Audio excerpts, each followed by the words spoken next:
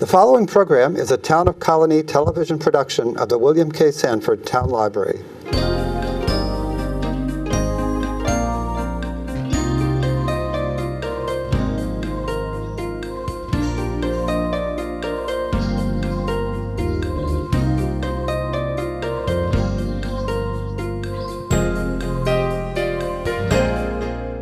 Well, good afternoon, everybody. On such a beautiful day, a little warm. It's kind of nice to be inside today, but it's great to have summer.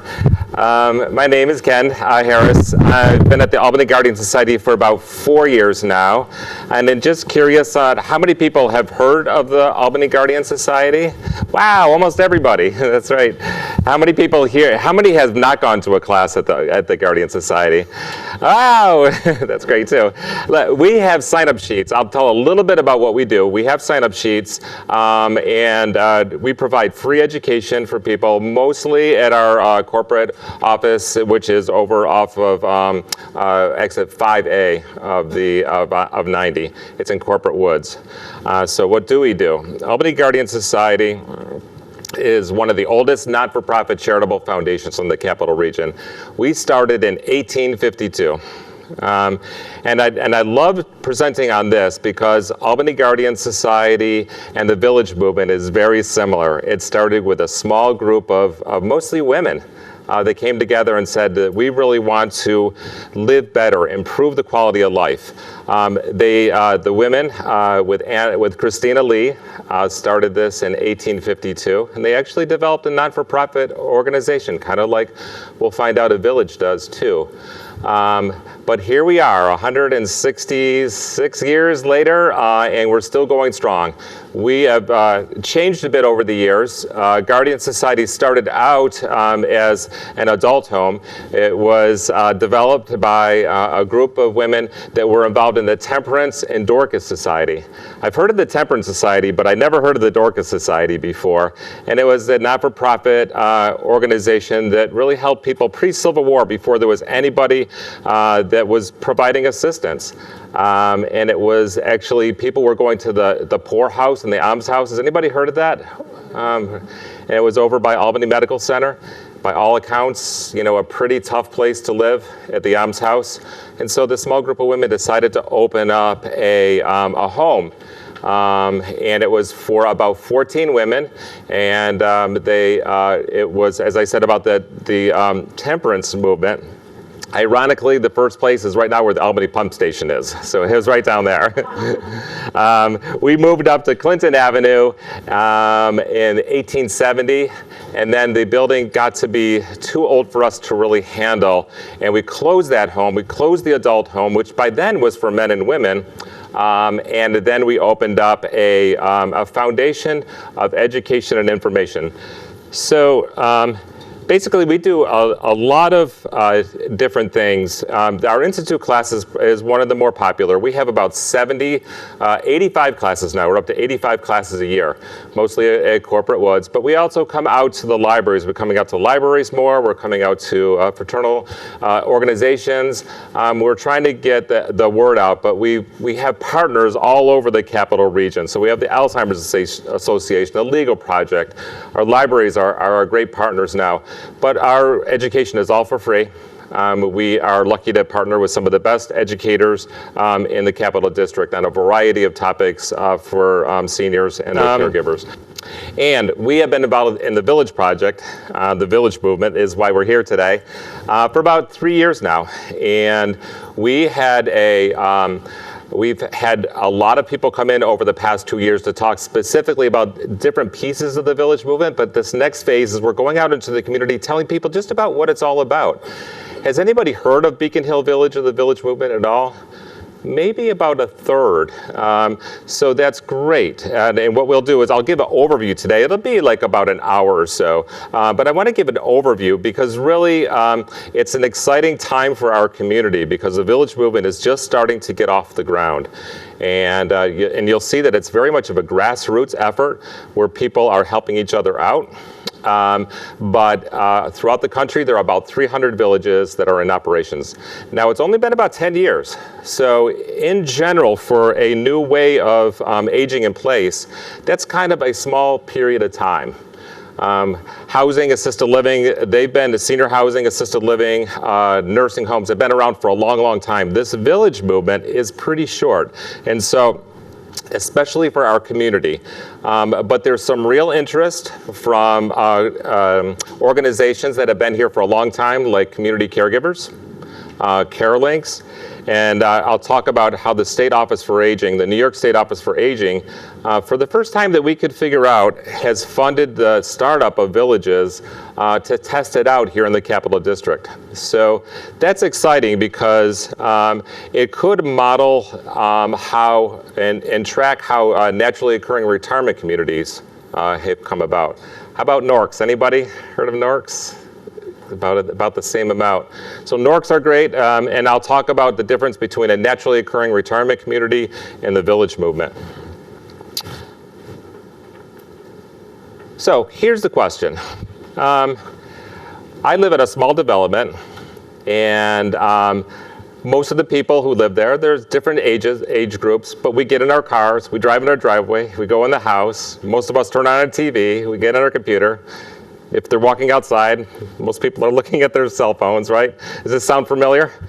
Yeah. And over the years, I've lived there for 8 years, and I've met people. Most of the people that I meet, frankly, are the dog walkers. I have a dog, we stop, we're going along, the dogs meet, the dogs are saying hello, and then we're just looking at each other. Oh, how you doing? Hi, John, how are you? And it's that interaction of getting to know people. Those are the people that I know in my neighborhood. And over the years, I found out, we do a little bit of volunteering with our neighbors, but we find out that sometimes there's somebody that has been in their home just a few doors down. That really needed help. She needed help going to the grocery store. She needed help going to the doctors. I never knew it because she was alone in her home and we were alone in our home and our neighbors are alone in our home. So the question is, would you help your neighbor if you knew that they needed help? And my guess is that most of us here would say yes. If you're able to help, we would. The problem is, I think in our society, is that we have become very isolated. Back when I was growing up, before, I grew up in Syracuse, there was 3 channels, and usually my mom got to choose what she wanted to watch, and it wasn't what I wanted to watch. But it didn't really matter, because I was outside, I was with my friends, and neighbors talked to each other. And that really doesn't happen as much. I think as technology has moved us away from connecting with one another. And that's really where the village movement comes in. It's really about connecting with each other, both with assistance, but also the fun stuff too, the social, the educational pieces, and being able to develop this type of program on your own. So I would say yes, is that if you were to help, if you were to know when your neighbor needed help, because community caregivers, that's all volunteer. Have people heard of community caregivers? If you live in the Albany, the Guilderland, Altamont area, you should get to know that because it is a wonderful service. They do a lot of what the village does for free and they've been doing it for years. CareLink's the same deal. But we're a very rich community as far as senior services go, both housing and services and transportation, but there are some gaps, right, in the services. And that's what the village movement does. It does fill those gaps in. So the other question is, it's kind of, I'm queuing you up here. Would you be interested in attending social and educational events and topics that interest you? Who wouldn't? And I think that's also what Villages does, is it just doesn't help people remain independent. That's a very important part of what a village does, is that the people that can't go to their doctors anymore, they can't drive, they maybe need a little assistance at home with their yard work or fixing a light bulb. That is what a village does. It finds volunteers to help people to complete those tasks. But the other, maybe even more important part, and it is how these interactions happen, are the social interactions. How do you get to know somebody? I know the way I get to know somebody is I spend time doing things with them, right? I'll talk to somebody, I'll go to a movie, we'll go on a bike ride, and it's in that space of doing an activity that you get to know people, and then henceforth, you get to help them out if they need help. But it's that social connection that seems to be very important for us as a community and individuals in a community, is to really connect with each other through activities And you know, who wouldn't like to go to a museum with friends? Because social isolation is a really, it's a terrible thing. And recently read a report where being socially isolated, and it happens in a variety of ways. You know, sometimes people are no longer able to drive, and they become socially isolated. They can become isolated. Or a spouse passes away and you become isolated. Or you just don't have the ability to get out as much as you want. Maybe you're physically unable to. But there was a recent study that said being isolated in your home has the same health detriments as smoking 15 cigarettes a day. You know, think about that. How much effort our society puts in for people to stop smoking, which we should. But how much have we put in also to that effort of connecting with people out into your community? And so the Village Movement does that. I mean, it's a very important part of keeping people connected, not only to each other, but to the community. So, what are villages? It's basically neighbors helping neighbors. Villages are geographically defined, meaning that usually they are always in a geographic range, and most times, they're very small neighborhoods, and they're self-governing. So that means that they're structured as a 501c3, a non-for-profit. And we'll get into why, but that's important, is that it is an organizational structure. Actually, you apply for your organization not only through New York State, but also the federal government, the IRS. And so it's self-governing, meaning there's a board of directors with your not-for-profit. It's grassroots, so the people that develop the village are the people that are members. And that's a really important distinction, I think, is that villages come together by the people who are members and who are living in that area. So it really is, in the end, it's not only neighbors helping neighbors, but it's also the members themselves, the seniors themselves, that are running the train here. You know, they make the decisions, they are providing the services. And one important part of the village is, if you've seen one village, you've seen one village. Every one of them is unique. And they respond to the needs of their membership. You'll see that there are some structure, there are some similarities in villages, but really they grow out of the needs of people in the community. There may be one community, and I'll use Bethlehem for an example. There's a village that's probably going to be developed in Bethlehem. They have a great transportation service during the day. You know, it's really, you know, one of the best in our community. But there are some gaps. They don't do after-hour social activities. They don't do weekends. There are times when transportation is really needed. Transportation is the #1 service of villages across the country, almost every village, because that's such an important part of being connected to the community. And remaining independent is being able to not only get out to social activities, but doctor's appointments and like being here. I mean, if you couldn't drive or you didn't have somebody else drive, we wouldn't be here today, correct? So there are probably plenty of people in our community today that would have liked to have come here, but they couldn't, just because they couldn't find transportation. So that's one of the biggest services that they provide. Volunteer-based. Underscore that, and as we go along today, you'll see that volunteers is really the core, the heart of all villages. It's about volunteering, helping each other out. And the purpose of a village is to help people remain independent in their community. And that is community wherever you are. ARP says, 85–90% of people want to stay in their very own home. And why wouldn't you? That's how the village movement started. People want to stay in their home, but there are other options that do work. Senior housing is an option. For some people, assisted living is a needed option, or nursing homes.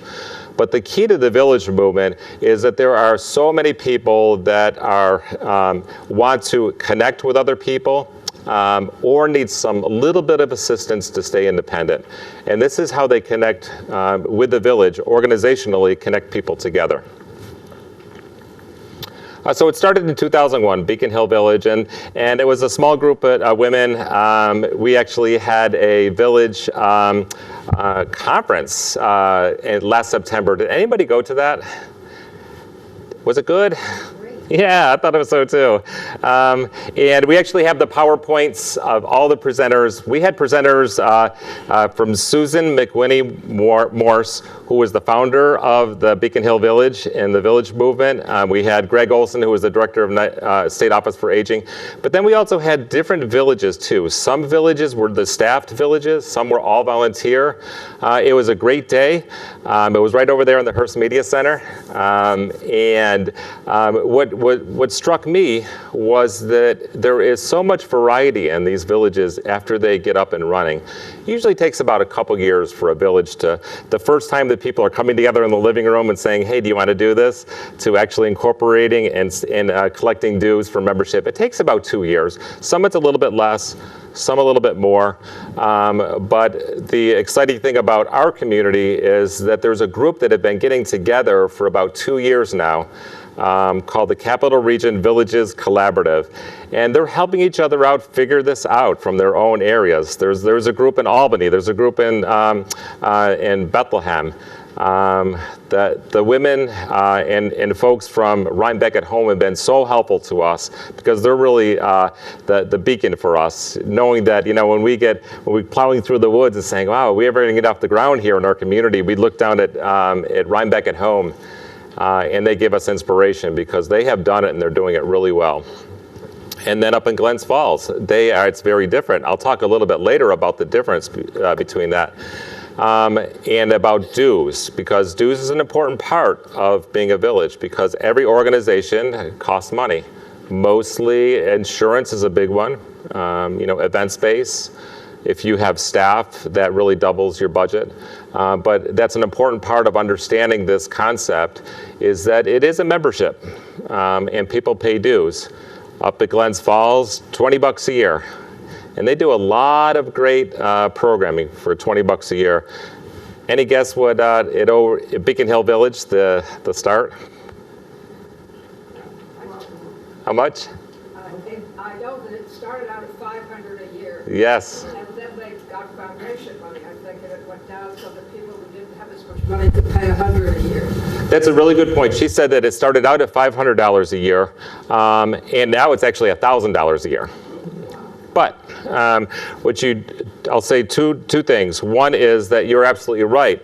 There is for people that can't afford that $1,000 because there's, it's a wealthy area of Boston in Beacon Hill, and it started out, interestingly, in a very wealthy area, and they were able to, I give them credit because starting this construct, took some money, original money, and they did get grant foundation. But most villages have the ability to offset the dues. Average dues is about $200 a year. And some people will say that, that's a little bit too much for me. And I would say, and I'll show how it actually ends up saving you money, perhaps. But guess what 1 day in a nursing home is? What, $350? So just something to keep in mind. I'm not saying that you can join a village and, at the same time as you need nursing home. That's not what I'm saying. But villages really do help you stay independent for a longer period of time. And I think that it's money well spent.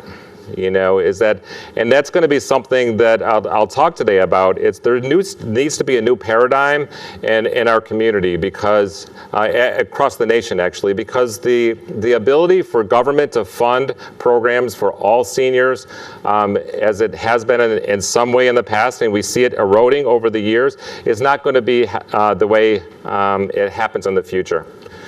There's not going to be the federal money, there's not going to be the state money, and there's going to be a need for people to come together and self-pay for senior care if you want to remain at home. So the Beacon Hill Village folks, they were doing just fine for 5 years, and then there was an article in the New York Times in 2007, and it imploded. All of a sudden, everybody was calling them to, how do you do this village things? We want to stay at home.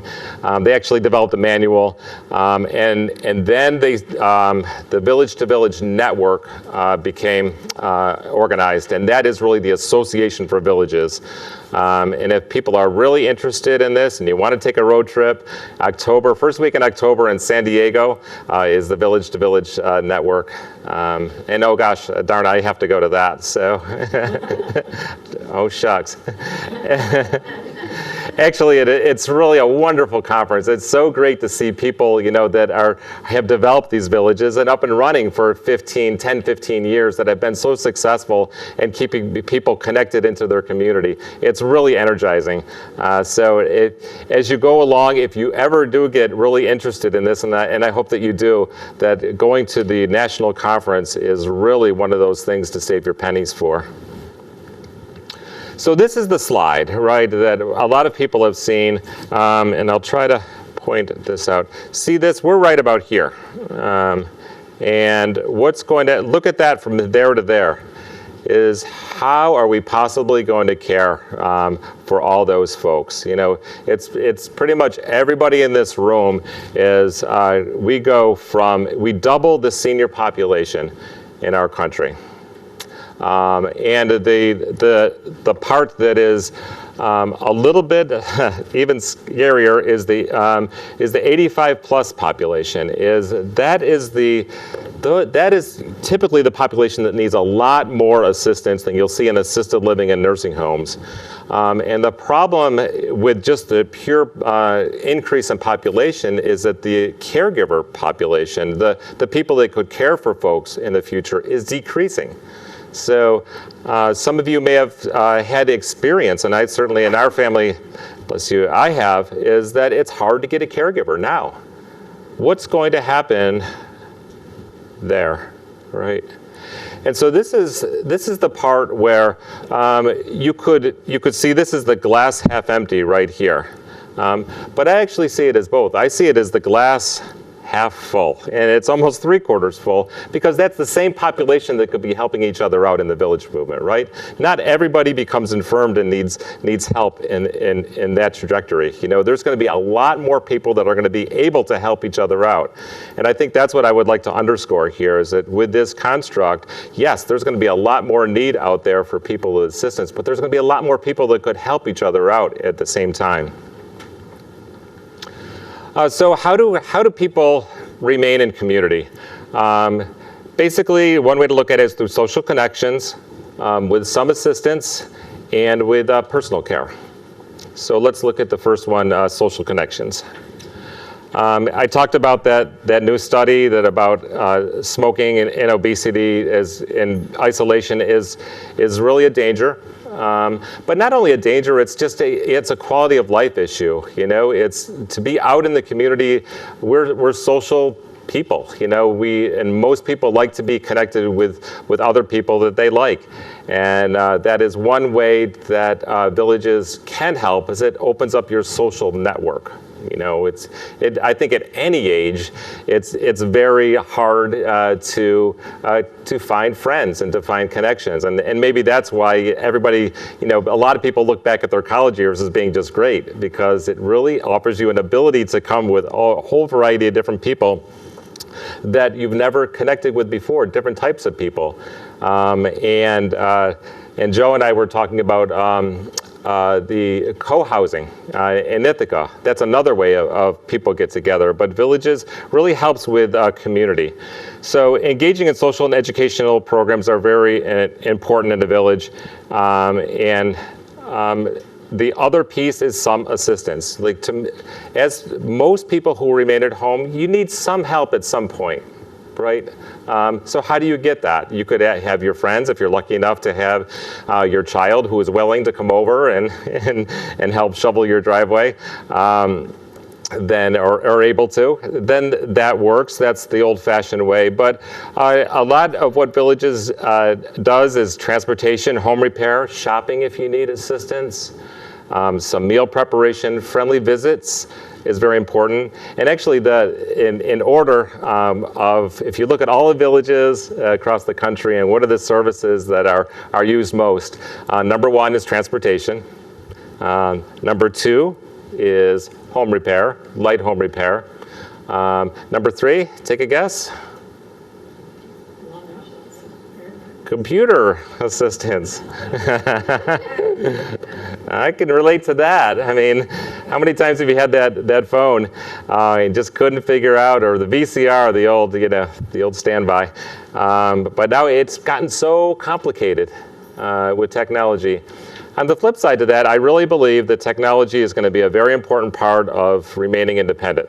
At Guardian Society, one of the important class series that we have is technology. And we go through the whole gamut of technology terms to Facebook, social networking, iPad, and we really give, has anybody gone through that training series? Of course, a couple. We do it for both Apple and Android products, but we really feel at Guardian Society, because that's really our specialty, is to help people remain independent. We think understanding technology is going to be critical for not only for social connections, to your grandkids, your children, but also for your health and wellness and transportation program, which is a fantastic program. So the umbrella program, it's a membership. You pay a membership, and then you pay a per hourly rate for that person. It's usually at a lower rate. They use usually newly retired folks to come in and help out. That is a slice, the kind of a similar model to what a village is. The difference, I would say, is that with the umbrella program, they help out with home repair and some other sort of things, but that's only one slice of what a village would do. Because villages, they also do a lot of social activities, educational activities, and other services like transportation that the umbrella normally doesn't do. But if you look at the umbrella and the construct of the way it is a membership and having volunteers help people who need that help, it's a very similar kind of deal. And I would recommend the umbrella program. It is great if you need some home repair. And so the last is personal care services, and the villages by and far don't do personal care services or anything what we call like hands-on services. But another thing about the villages, I talked about membership dues, average $200. Some are a lot less. I think that later on we'll talk about, is a village staffed or is it all volunteer? There's pros and cons to both, but the dues usually double if you have staff, as you can imagine. It's usually a small staff, usually 2 or 3. Like Guardian Society, we do all our stuff with only 3 staff. So it's possible to do a lot of things with a small number of staff. But the personal care services is usually found by vetted services. So what Village does, it's kind of like an Angie's List, a local Angie's List. And I don't know if you've ever used Angie's List, but it's pretty neat. They are doing all the vetting. And not only that, but it's kind of like Uber too, is where you get to rate how the service is. So if you have a contractor come in, typical scenario would be if you're in a village, right, then you could go on a list of contractors. Say if you want to have your deck built, there is a list of contractors that will probably give you a lower rate because you joined the village. Not only that, but those, first of all, they've been vetted to make sure that they're reputable contractors. And second of all, the village members talk and they communicate. And they'll see if Joe's contracting services is better than Bill's contracting services. So right away, by joining the village, you really have this group of, you have this information network that you're able to get assistance and information about the home repairs or the other work that village members can't do. They won't come in, the village won't come in and build you your deck if you need that done, but you can find a contractor that has been vetted through your village to do that. So that's a distinction. Usually the home repair that they do is changing light bulbs, maybe sometimes helping with the shoveling of snow or cutting your grass or some light work, kind of like the umbrella program. But what they might do is they might contract or work with a home care agency that if the going rate is $20 an hour, maybe the home care agency would charge $18 an hour per hour. And in that way, through this vetting of services and contractor and economies of scale, is that the dues, your dues would be offset by the money you would save. Plus it's a safer, bet for you. That's another service that they're providing, is this review of contractors. So finances, I mean, it's kind of, a scary thought that about a third of the people are going to rely just on Social Security for income. And, we sure hope, we all knock on wood, that Social Security will be there for us. But if you look at the numbers of finances, we're kind of in the golden era right now of projections of people who have money that are able to be able to afford either stay at home with a lot of services or go into the nice retirement community. But it's not going to be as much the case in the future. So in this case, for 33%, it provides 90% or more of their income. So a third of the people, are relying on Social Security alone for their income. And that's why Guardian Society, why we think that it's not only an important concept for people that can afford to stay at home, it's going to be an important concept for everybody, because if people want to stay well and healthy in their home, there's going to have to be a way for people to help each other out. We're not going to be able to staff up, we're not going to have the workers that are able to do it, so we're going to have to help each other out. And the whole idea of a village is it's really a balance. Interestingly enough, sometimes you have villages that have more volunteers than they have people to serve, that need the services. But you certainly don't want the other case where you have just very few volunteers and have a lot of services. So it's something that you have to always balance out the volunteers to the services needed.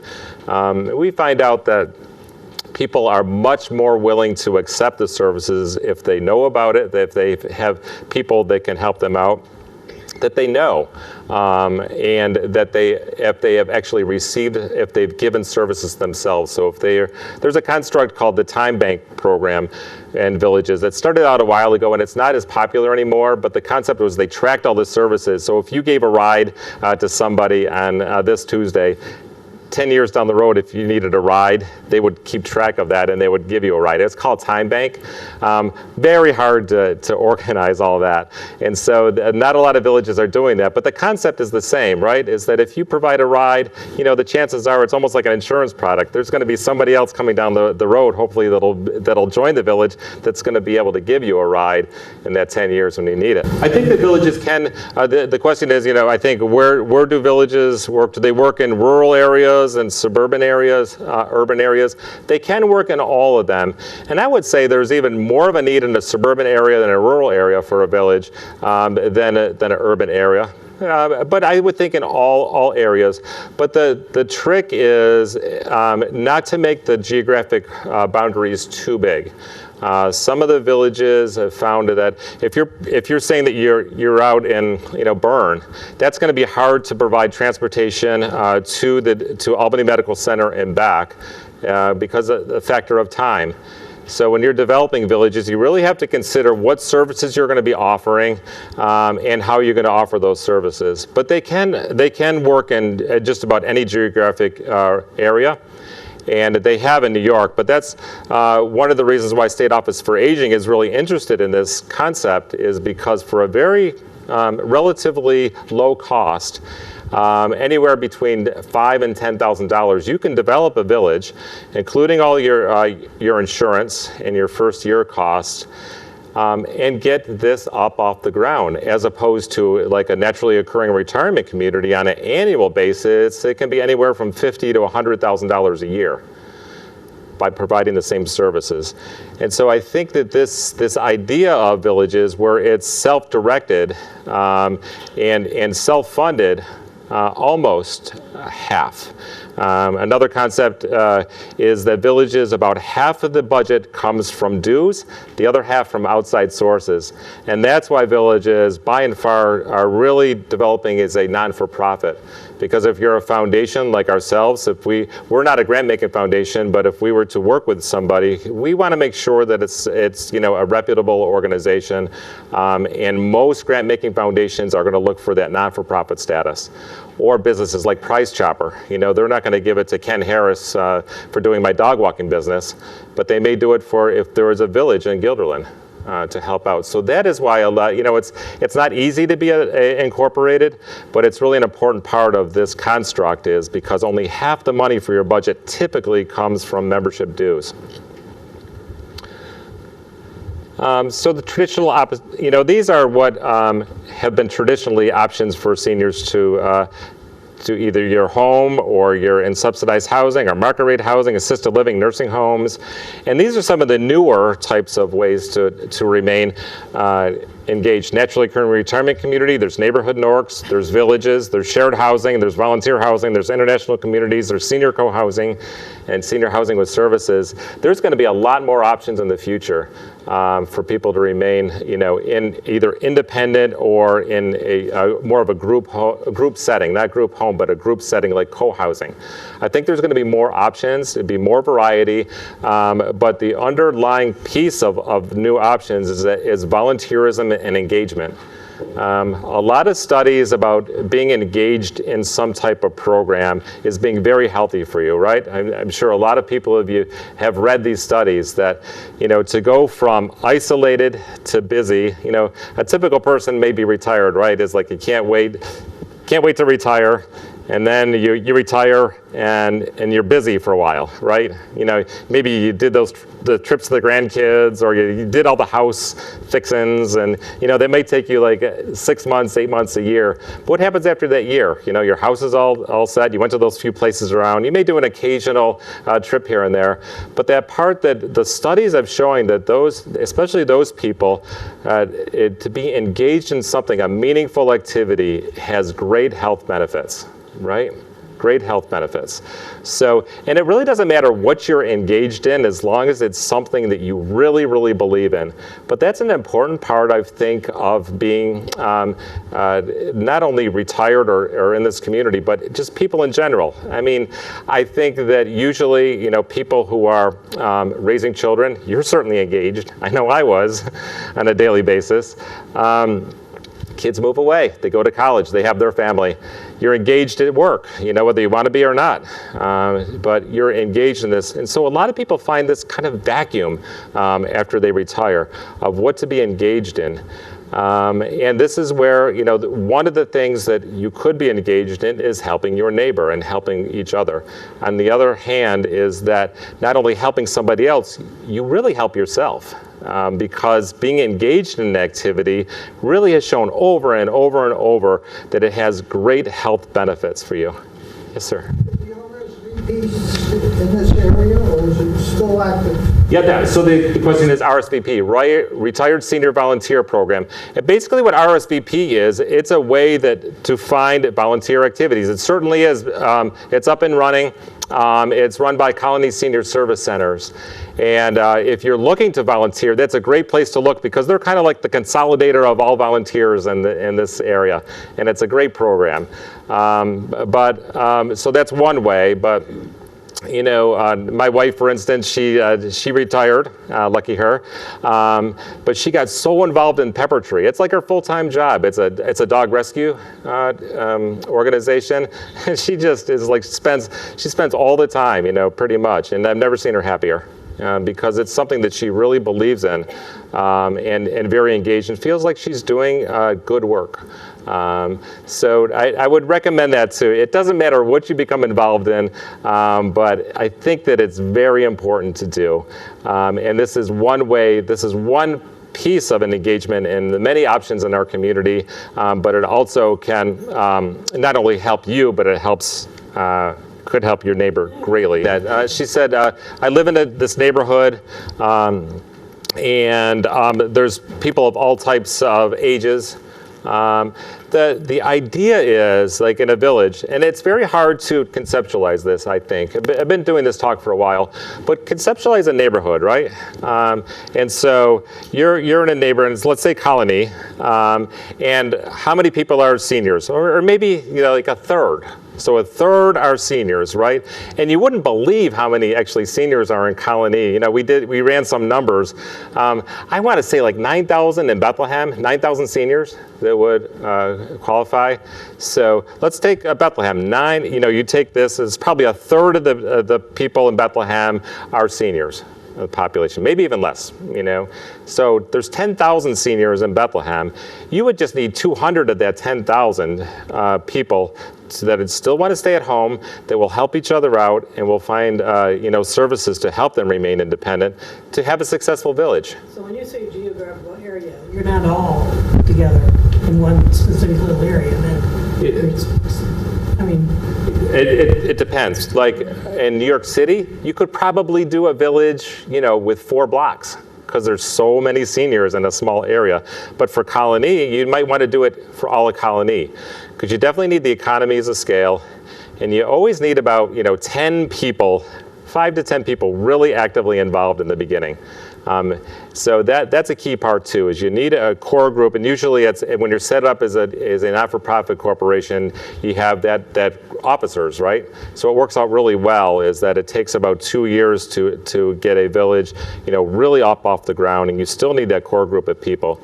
So, it's definitely a construct where you're staying at home, but just think about all the seniors in your area, but those are the seniors that are connecting with each other, mostly, ironically, through technology. Right. Yes? Would you expand on what a NORC is and how? Sure. Oh, thank you. So naturally occurring retirement communities, that's been funded by State Office for Aging. There's a lot of high-rise NORCs in New York City. And they actually were, it came off of the cooperatives. The men and women who are coming back from the war, they got co-ops. They developed co-ops in New York City, these high rises. And so they by and far is they were like 20s and 30s, and everybody moved in there, and people in co-ops, they don't leave, they drag them out because the prices are so much lower than anything else, especially now in New York City. So co-ops are very coveted. But then they found out that everybody moved in when they were in 20s and 30s, and you flash forward 50, 60 years later, and everybody aged out. So these co-ops were not really designed for seniors, but it turned out they naturally occurred to be that. So they put this funding program in where people, they had actually service coordinators and staff to help people coordinate those services, stay independent. Yes, yep. City of Albany has what's called a neighborhood NORC, and it's over by Whitehall Road. Jewish Family Services is the lead agency, and so that's where it's a neighborhood. So the difference between a neighborhood NORC and a village is that funding comes down from State Office for Aging for staff to develop these programs. In a village, the money is coming from one way. It's actually run by the members themselves. And so it's not the staff that is coordinating, it's the people themselves that are coordinating that. Half the money comes from the members, the other half from outside sources. And so that's a lot of the programming they're doing is similar, but the way it's structured and funded are very different. Mm-hmm. Organization, is that they usually have a limit, and usually it could be like age 50, sometimes it's age 55, that's the limit. People, younger can help with the services, they can help you with the computer, but they can't be members. And so it's open to every person, 50, let's say 55 plus in this geographic area. So anybody who meets those two criteria, you're in this area, you're 55, you can join. And once you join, then you have that network of all the people that are members of that village. And usually it's set up in a way to get about 100 members seems to be, after a while, most villages don't get 100 members right away. But the goal is to get about at least 100 members, because that seems to be the part where you could really, have a successful village by both helping each other out and for the budget. Mm-hmm. Is the religious community playing any role in this movement? So the question is religious community. Not really yet. They've become partners, but there certainly is some places across the country where synagogues and churches have become an important part of a village. Mm-hmm. So let me I just wanted to show this, and these, who knows what the seniors in the future is going to be like, right? We're going to have self-driving cars. We have self-driving cars. And we have assistive robots. These are things that are really happening now. Virtual reality glasses, wearables, meal delivery, Uber, Lyft, medication technology. These are things that are really going to help people remain independent in the future. And it's going to have a part of independence. But how do people able to find out how to use these technologies, and how can they connect these technologies to really, make it affordable to people? And villages is one way you could do that. And as here you have a high rise with people that some are seniors. I think the folks who live there, they could develop a village in that area. I would say we tried to work with Livingston Village, and we're still working with them. They're a high-rise of a moderate income housing down close to downtown Albany, and we're trying to do a research project in Albany to figure out how either senior housing or a building that has many seniors in it can be part of a village. And I would say probably, it would be better. You could develop a village in a high-rise. There might be enough people to do that. But I would say even better is to expand out into the neighborhood and then to include that. One of the kind of crazy things for me in the NORC elder law is that you couldn't include senior housing in the NORC. In the neighborhood NORC. And it just seemed like to me that they were cutting out an important part of the opportunity for being a NORC, because you had a bunch of seniors and a location where you could do programming. But that was just that's how the elder law was set up a long time ago. Yeah. Just a quick question. I don't see where financially you're better off to go with the villages as opposed to a NORC. NORC, there's only one NORC in this area, and it is over by Whitehall Road. If you're outside of that area, then you can't take advantage of the NORC. So you couldn't set up another one in North Greenbush? No, the thing is that, State Office for Aging, and there's a lot of, another thing about NORCs, there's regulations that go with that. Anything government funded, there's going to be regulations, trust me. But within Albany, if you're not in that geographic area, you're not part of that NORC if you're one street over. But if you're one street over, you could develop a village that has very similar services to what's offered in that NORC. Mm-hmm. Is isolation. Let me move on to, we've talked about what villages are, and I want to get to that. This is the construct of services to programs to volunteers that I talked about. And I will get to your question in 1 second. So the question is you have to decide, what is your village going to be? How are you going to construct it? And an important piece is, are you going to have your, and I wanted to mention about the handout if I didn't already. These aren't all the slides. I just picked the highlights. This is the highlight reel that you have. If you want the full presentation, I'd be glad to send it to you. And also on our website, we have the PowerPoints from the Village Conference that has a lot of information. So I'd be glad to send you the full slides. So, are you going to be staffed or volunteer? If you become staffed, it's so much easier because you're volunteers. You don't have to find volunteers to coordinate all these services, but it costs twice as much. Plus, you probably have to get an office, and there's some, real infrastructure pieces to that. So you have to really decide in the beginning whether you want to be volunteer. Some volunteer villages, they morph into staff, but it's kind of hard to be staffed back to volunteers. So we've been talking about the grassroots villages, and there's agency sponsored. Actually, that's kind of closer to a NORC because NORCs are usually agency sponsored, but those are pretty rare too. I want to talk in the 501c3. That's usually how villages are set up, and we were finding out that we're trying to give people assistance with how to become a 501c3 because it's not an easy process. If you've ever gone through it, anybody here to apply for a not-for-profit status for an organization? Yeah, it's not easy. It's doable, but we think that if we give people the forms and kind of like a model of how to do a 501c3, it'll make it a lot easier. Certainly doable, but there are some pieces. Being New York State and the federal government, they don't make it easy for you. And then the board of directors. And so these are some of the costs. Incorporation insurance is that's the biggest part of a budget. It's about $3,000 of the $5,000 to $6,000 for a startup village. And it's important because you're having people, your incorporation, you're having people go help each other out, and you need to be insured. And you need to have directors and officers insurance too. So that's an important part of the budget process. So that the village, dues or the budget goes anywhere from $3,000 up at Glens Falls to like almost $1 million, and that's probably only be a couple in the country that'll have that. But they have a wide range of services, for that. People are paying $1,000 a year, but they're getting like concierge services that you wouldn't get in a normal village. But that's not for everybody. Usually, it's It's usually, as I said, about $200. And a majority of I would say over half of the people who are members of a village are also volunteering. So a lot of people, the incentive is to join the village so they can help each other out. They get also the social benefits too.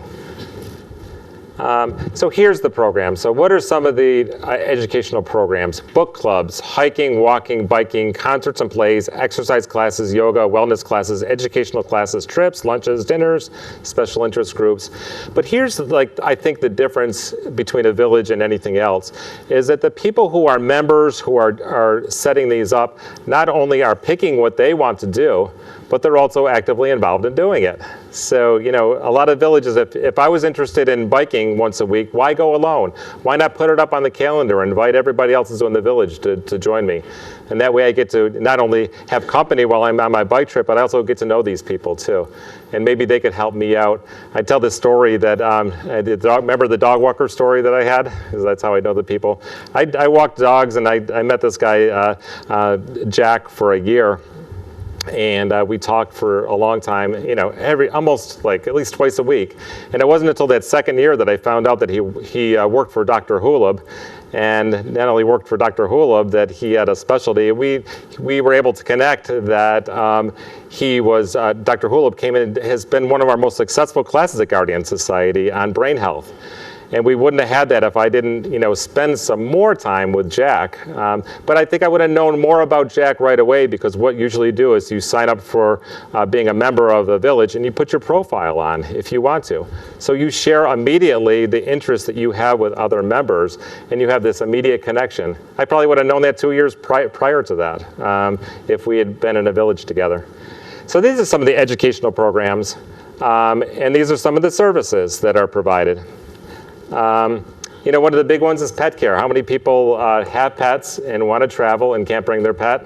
It's hard. That's right, to find pet care. So that's one of the services that are kind of popular with the village movement is pet care, yard work.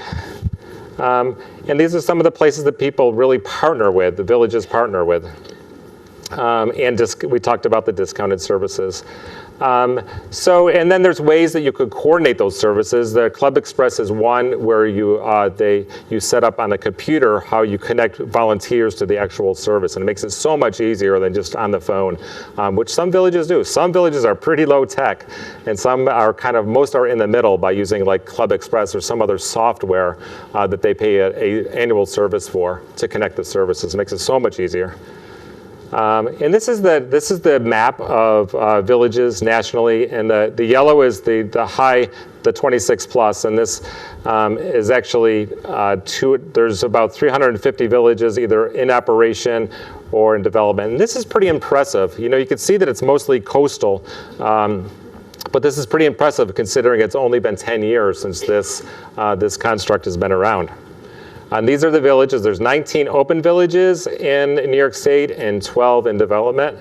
And these are some of the cities that are either up and running or in development. And several around here.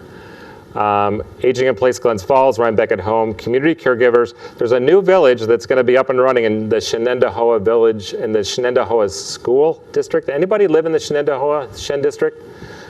You're lucky, because there's going to be a village up and running. They filed for 5013 status, and they were actually the ones that got one of 4 that got funding through State Office for Aging, startup money. And these are some of the partners that are involved in the village movement. We're working on a website, knock on wood, that by the end of the summer, we'll have this website up and running, so it'll be kind of like a one-stop shopping for people to find out what's happening with villages in the Capital District. It's going to be called the Capital Region Villages Collaborative. We actually have been meeting for about almost 2 years now, and we started out with about 10 people, and now we're averaging about 30 folks. We meet every other month. We meet at the Coronda Lake Conference Center. The one exception is going to be this summer. We're going to have a picnic up. We think it's going to be at Coburg Village on August 14th. If you want some free food and learn more about villages, you're more than welcome to come and certainly invited. But if you're interested in the village and learning more about the villages and stay connected to this movement in the capital region, we have mailing lists. We have forms out back there that you could either be on Guardian Society's mailing list or on the village mailing list. It's a separate mailing list because we want people to come together that are really, serious about the village movement. We don't want to start from scratch all the time, and this has really helped. It's a strong group. We have a lot of the similar people, and I think that's one of the reasons why we're going to be successful is this group of people that are coming together every other month about the villages. So if you're interested in joining us, our next is August 14th, kind of social, but then we'll also have one October 2nd, December 4th. And this is really exciting. Acting Director Greg Olson is very involved in the village movement. The Construct, the State Office for Aging wants to find out how they could assist in getting villages ready to be open, and then help them fund the startup cost. Because if you think about it, having 5 or 6 people get together that are interested in your neighborhood to start a village, but then it comes down to we got to get together, $5,000–6,000. So the question is, either you do it with that group of people, or do you try to get a bunch of neighbors together to come up with that amount of money? But it's hard, to ask somebody to join something that there really isn't up and running yet. So that's why the Office for Aging is trying to see, these different models. Could they kick in some money to start these villages up? And that's what they're modeling with this funding. Kind of exciting because we could see where the NORC funding that's been around for several years now, about 20 years, this could be a similar type of funding. If you're interested in the village movement, on our website we have about 150 slides, 200 slides about the village movement from that conference that we were in. These are the people that were involved in it. Everybody from the Beacon Hill Village, Rhinebeck at Home, Washington area. They have 50 villages in Washington area. And that's what we think that's going to happen here. How that happens is they had a couple villages that were very successful.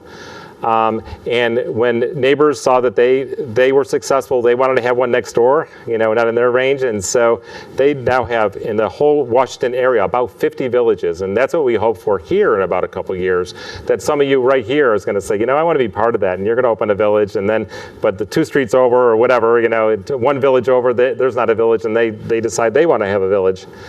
So how do you start? Register to be part of the collaborative, convene a group of folks.